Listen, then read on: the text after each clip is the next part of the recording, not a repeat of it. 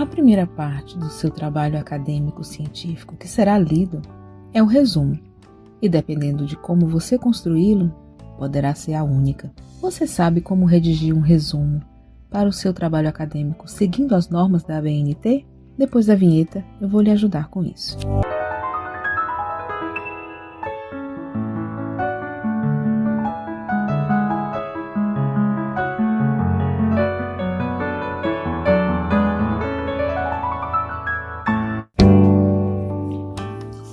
A Associação Brasileira de Normas Técnicas, a ABNT, emitiu em 2003 a norma técnica NBR 6028, que estabelece os requisitos para você redigir e apresentar seu resumo. O resumo é uma apresentação concisa, sintética, dos pontos relevantes de um documento. Para a norma, existem 3 tipos de resumo: o resumo crítico, o resumo indicativo e o resumo informativo. É sobre ele que falaremos a partir de agora. Ele é uma versão compacta dos pontos relevantes do texto para uma visão global e rápida do trabalho. A ideia é que ele seja completo, chegando às vezes até a dispensar a consulta à íntegra do documento. O resumo é um elemento pré-textual, obrigatório do seu trabalho acadêmico. É composto por um único parágrafo e um conjunto de palavras que o representam. Qual o tamanho de um resumo? Seja para tese, dissertação ou monografia, você dispõe de a 500 palavras.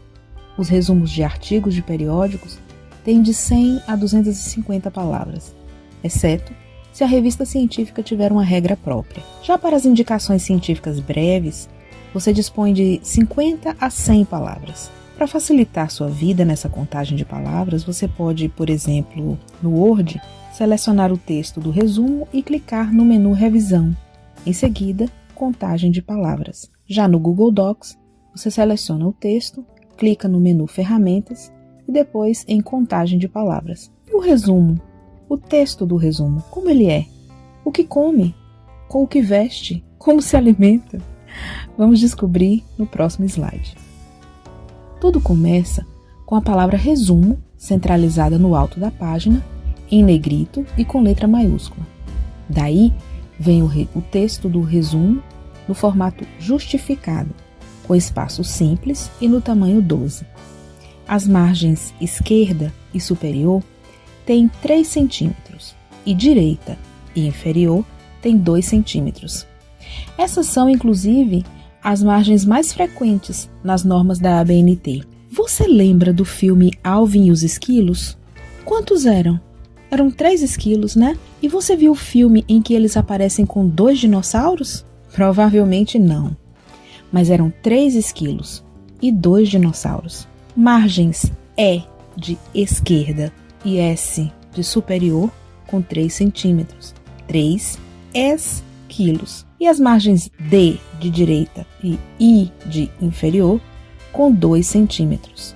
2 dinossauros. Pura abobrinha. Esse filme não existe, foi só um mnemônico para lhe ajudar a formatar os seus trabalhos. Se não gostou, desculpe.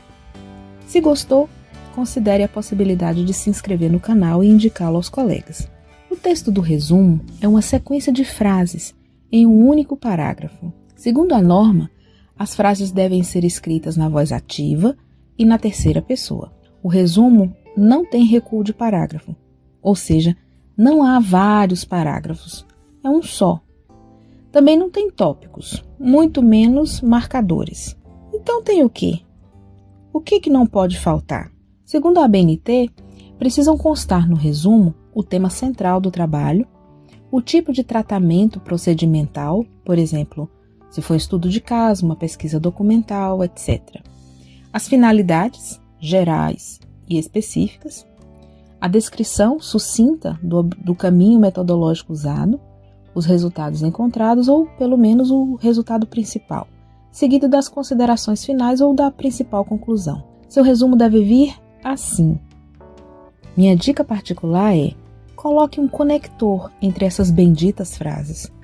Palavrinhas mágicas que juntam e dão sentido ao seu texto, ou seja, coerência e coesão. Vale verbo, conjunção, locução adverbial, qualquer coisa que una as frases significativamente. Você quer um exemplo? As palavras assim, então, objetivando, metodologicamente, logo, portanto, etc. Use a criatividade. Dessa forma, o texto faz mais sentido, não fica robótico e há maior probabilidade do leitor querer continuar a ler o seu trabalho. Para arrematar, eu sugiro a vocês que evitem símbolos, siglas sem uma prévia explicação, contrações e citações. A norma foi omissa sobre as palavras-chave, mas há um relativo consenso de que elas sejam de 3 a 5 palavras, separadas por um ponto. Se pergunte assim: se eu fosse procurar meu trabalho no Google, quais palavras eu iria colocar e achar exatamente o meu texto? Elas são, portanto, as suas tags. São como descritores. São as palavras ou expressões representativas de todo o seu trabalho. Há periódicos, universidades e programas de pós-graduação que possuem descritores já pré-determinados, geralmente pela biblioteca ou pelo sistema de informática. É um vocabulário controlado. Nessas circunstâncias, você terá que escolher suas palavras-chave dentro da lista já pré-definida, e nem sempre elas estarão presentes no seu resumo. Nessa situação, adeque-se à lista deles. Agora, se não há um vocabulário pré-definido, escolha palavras que estejam presentes no seu próprio resumo. Ora, se elas não estão nessa amostra representativa e sintética do seu trabalho, que a gente está chamando de resumo, então elas não são tão representativas assim, concorda? Outra coisa, ordene essas palavras de maneira lógica.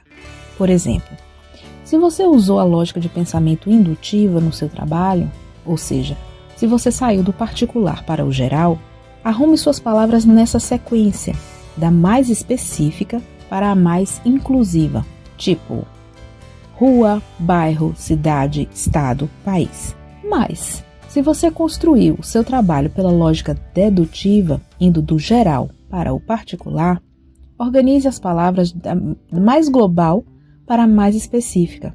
Por exemplo, país, estado, cidade, bairro, rua. Ou então, arrume outra lógica, por exemplo, dialética, contrapondo as palavras, como ameaças, oportunidades, forças, fraquezas, mas tenha sempre uma lógica.